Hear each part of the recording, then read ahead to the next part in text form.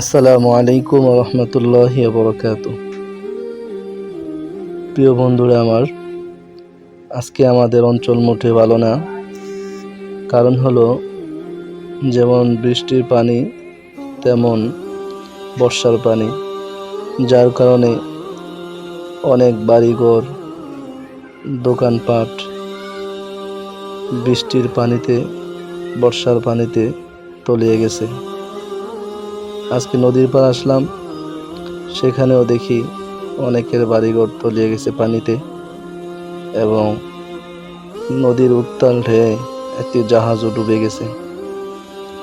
যেহেতু এখন বর্ষার সিজন, তাই সবাই সতর্ক থাকবেন, কেননা বর্ষার পানির সাথে অনেক বিষধর সাপ এসে থাকে। আজকে দাঁড়ানো অবস্থায়ও দেখলাম একটি ঘরে সাপ ঢুকেছে। এজন্য